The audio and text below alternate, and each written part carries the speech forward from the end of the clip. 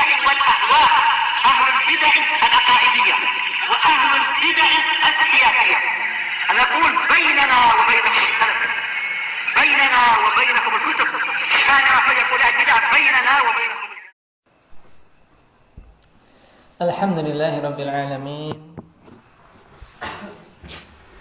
والصلاة والسلام على المبعوث رحمة للعالمين وعلى آله وأصحابه ومن تبعهم بإحسان إلى يوم الدين. أما بعد، Ikhwani fillah rahimani wa rahimakumullah. Pembahasan yang lalu tentang ayat yang ke-100 dari surat At-Taubah yang menunjukkan tentang keutamaan para sahabat,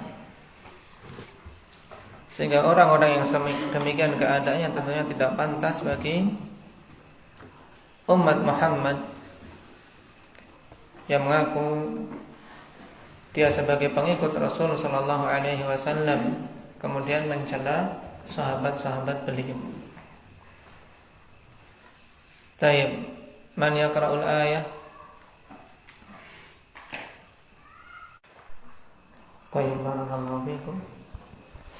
Sekarang kita masuk pada pembahasan berikutnya. Man humul ladzina yasubbuna as-sahabah? Siapa mereka-mereka yang mencela para sahabat? Itu maksudnya dari suatu firqah yang menisbahkan kepada Islam, kelompok yang menisbahkan kepada Islam yang diantara ajaran mendasarnya adalah celaan kepada sahabat. Aneh ya kan? Menisbahkan kepada Islam, tapi ajaran utamanya adalah celaan kepada sahabat, bahkan melaknat mereka. Wal jawab ar-Rafidah. Kelompok ini adalah Rafidah. Di antaranya yang paling jelas apa? Yang paling jelas, kenapa? Karena memang ajaran mereka ya celaan terhadap sahabat, bahkan mereka mengkafirkan mayoritas para sahabat. Na'udzubillahi min dzalik. Oleh karena itulah hampir terjadi ijma' bahwasanya Rafidhah bukan termasuk dari kelompok Islam. Jadi itu sudah menjadi agama tersendiri. Dan Rafidhah ikhwanillah diambil dari kata ar-rafdu yang berarti at-tarku, meninggalkan atau menolak. Kelompok ini dinamakan dengan Rafidhah asal muasalnya sebagaimana disebutkan dalam tarikh, dikarenakan mereka-mereka yang menisbahkan dirinya kepada pembela Ali bin Abi Thalib, yang menamakan dirinya dengan Syiah. Tapi bertanya kepada Zaid bin Ali rahimahullah tentang keyakinan beliau terhadap kekhalifahan Abu Bakar dan Umar. Dan ternyata Zaid bin Ali yang mereka jadikan imam malah tarahum, yaitu mendoakan rahmat kepada keduanya. Tayyib, huma wazira jaddi. Keduanya adalah wazira jaddi, yaitu menteri atau maksudnya dua pembantu utama kakekku, yaitu Rasulullah sallallahu alaihi wasallam. Maka dengan sebab itu akhirnya tidak terima ini para pengikut ini, akhirnya mereka meninggalkan Zaid bin Ali. Maka dikatakan rafadtumuni, kalian meninggalkanku, sehingga dinamakan dengan Rafidhah setelah itu. Jadi merupakan sempalan dari firqah Syiah. Yang dari sini kita ketahui ikhwanifillah bahwasanya ajaran mendasar dari Rafidhah adalah apa? Menolak kekhalifahan Abu Bakar dan Umar. Itu ajaran mendasar. Kemudian di antara keyakinan-keyakinan sesat mereka, ikhwanifillah,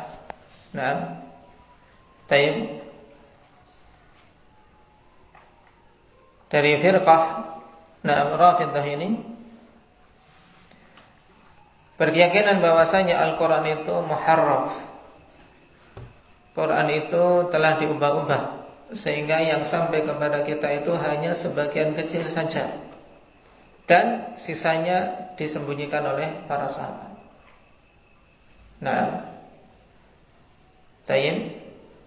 Dan mereka memiliki mushaf khusus yang namanya apa?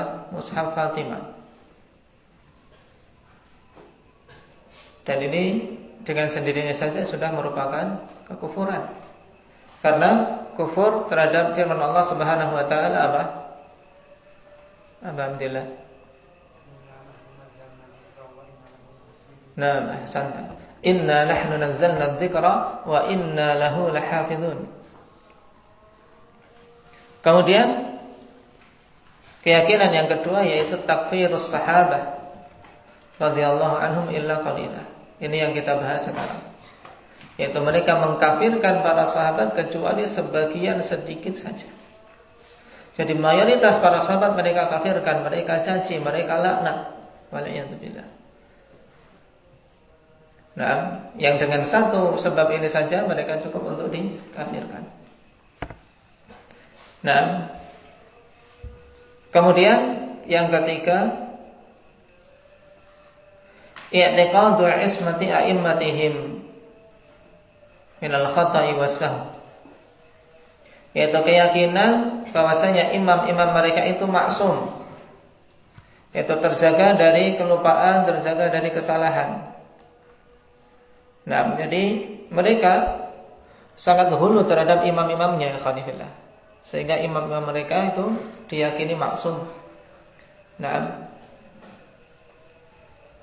Kemudian yang juga merupakan kekufuran, keyakinan yang keempat adalah ta'zimul kubur wal masyahid, yaitu pengagungan terhadap kubur-kubur. Ibnu Katsir rahimahullah taala ketika menafsirkan ayat yang ke-29 dari surat Al-Fath, Muhammadur Rasulullah walladzina ma'ahu asyidda'u 'alal kuffari rahama'u bainahum, sampai akhir ayat, beliau mengatakan, wa min hadhil ayati intaza al-Imam Malik rahimahullahu taala fi riwayatin anhu bi takfirir rawafid. Istidlal Imam Malik perlu dipahami dengan baik dari ayat ke-29 pada surat Al-Fath. Muhammadur Rasulullah walladzina ma'ahu asyidda'u 'alal kuffari rahama'u bainahum. Dari ayat ini Imam Malik menarik istinbat tentang kafirnya orang-orang Rafidhah. Alladzina yubghiduna as-sahabah, yang mereka itu membenci para sahabat. Qala, beliau mengatakan, li'annahum yughidunahum wa man ghadha as-sahabah fa huwa kafirun bi hadhihi al-ayah. Dikarenakan mereka membenci para sahabat. Dan siapa saja yang membenci para sahabat maka dia kafir berdasarkan ayat ini. Kenapa? Karena ayat ini sangat jelas. Muhammadur Rasulullah walladzina ma'ah. Muhammad itu Rasulullah dan orang-orang yang bersama beliau, yaitu siapa? Para sahabat. Sifatnya asyidda'u 'alal kuffar, keras terhadap orang-orang kafir, rahama'u bainahum, tarahum ruk'an sujadan yabtaghuna fadlan minallahi wa ridwana, simahum fi wujuhihim min athari sujud.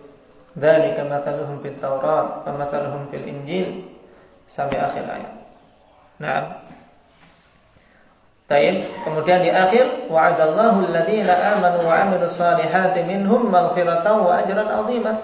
Mereka sudah mendapatkan janji pengampunan dan pahala yang besar. Kok orang-orang Rafid malah apa? Membenci, mencela, bahkan mengkafirkan.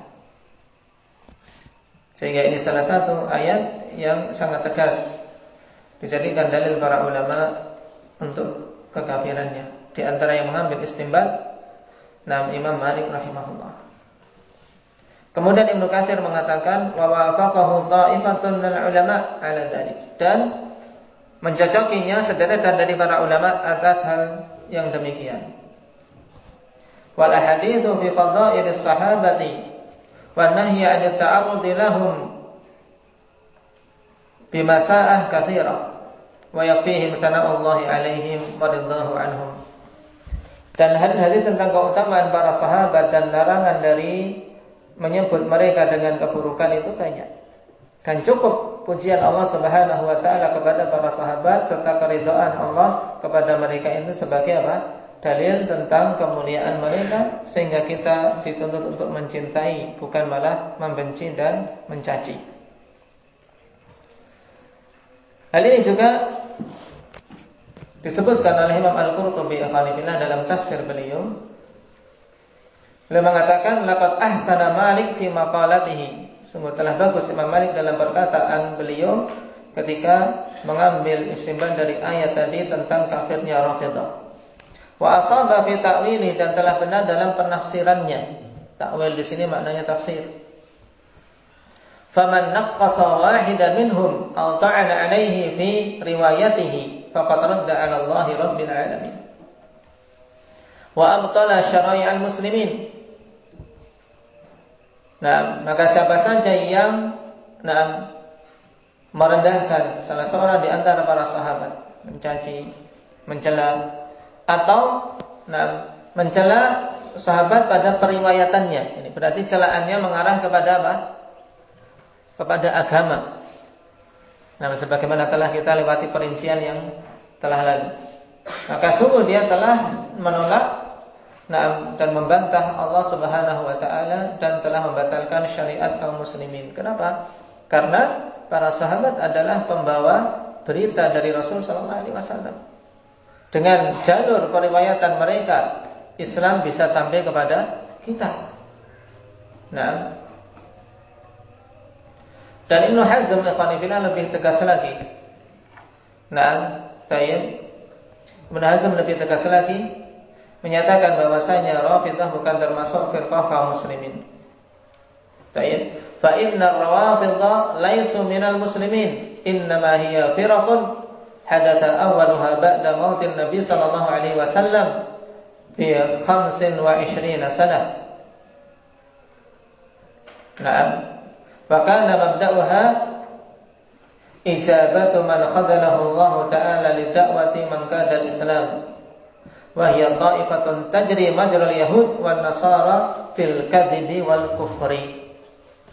Ini dalam Al-Fisal fil Milal wan Nihal. Dan Ibnu Hazm punya kitab khusus menyebutkan tentang apa? Tentang firqah-firqah. Nah, dan ini pernyataan tegas dari beliau. Bahwasanya Rafidhah mereka bukan termasuk dari kaum muslimin.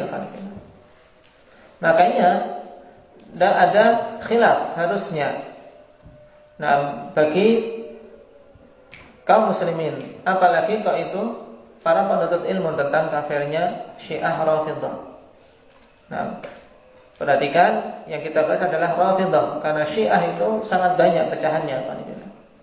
Dan Rafidhah termasuk dari sempalan Syiah. Nah, sempalan Syiah yang tidak boleh kita ragu tentang kekafirannya.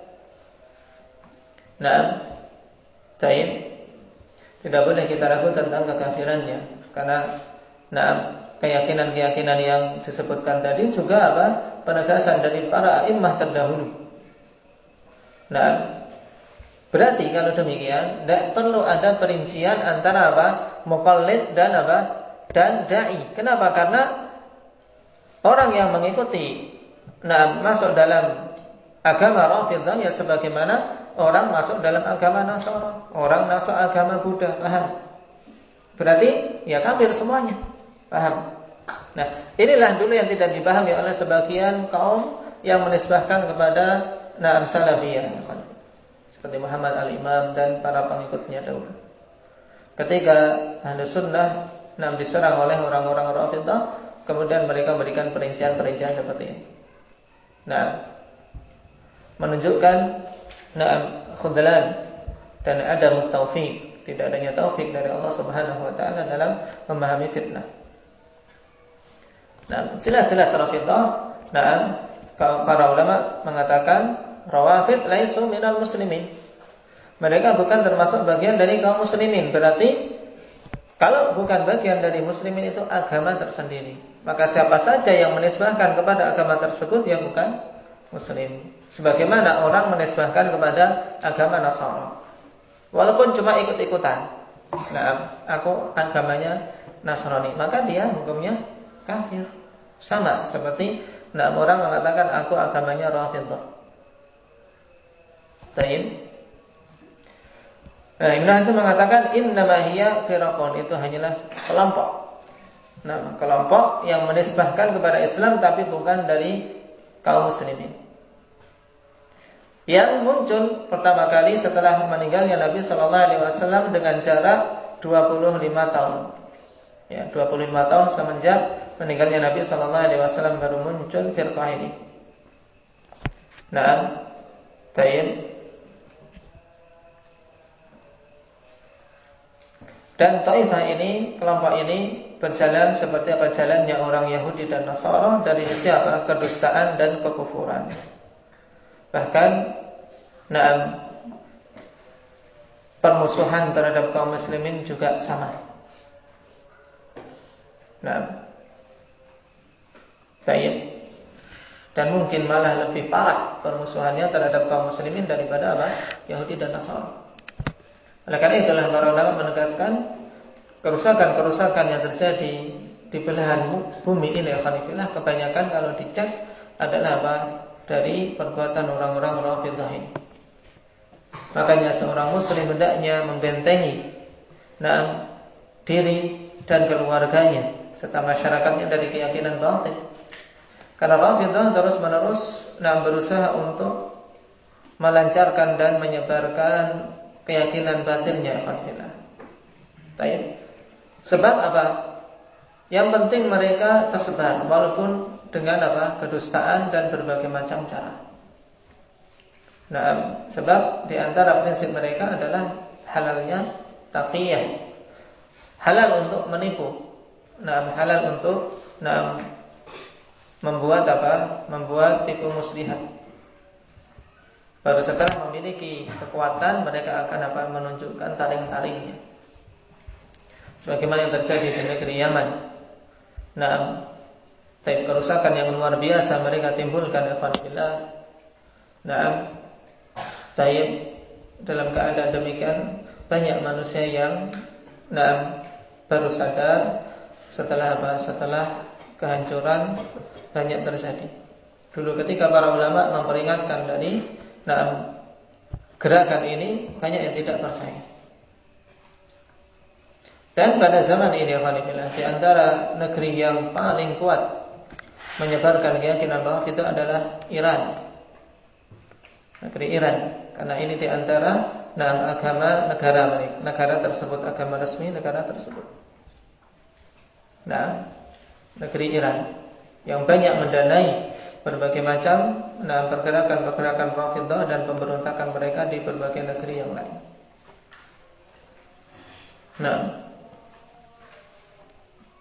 Ini sekilas tentang Rafidhah. Dan banyak hal yang selain keyakinan tadi Khanifillah, kebatilan-kebatilan yang sangat jelas. Kalau seorang memiliki akal sehat saja Khanifillah, tentu apa? Tentu mengingkari dengan serta-merta. Misalnya, mereka menjanjikan surga Firdaus bagi orang yang masuk dalam kelompok tersebut. Bahkan apa? Dibagi-bagi namanya visa. Visa masuk surga Firdaus. Ini ada didapat di dalam perang di Yaman. Jadi pada sebagian tentara mereka yang mati atau ketika bersih-bersih didapati ada apa? Visa tadi dengan stempel dari pemimpin kelompoknya. Visa masuk surga Firdaus. Siapa yang mendapatkan visa ini, dia langsung masuk ke surga Firdaus. Ini sudah jelas. Enak sekali. Kayak surga itu warisan nenek moyang kalian. Juga masalah perzinaan dan mut'ah. Mut'ah juga termasuk di antara kebatilan yang mendasar yang ada pada Rafidhah, bahkan hampir keseluruhan Syiah. Keseluruhan Syiah meyakini tentang halalnya mut'ah, yaitu kawin kontrak. yang ini hakikatnya adalah zina. Hakikatnya adalah zina sebab mut'ah telah dihapus hukumnya di dalam Islam. Dan mereka terus-menerus menggunakannya. Wal'iyadu billah. Nah, na'udzubillahi min dzalik wa nas'alullaha al-'afiyata was-salamah.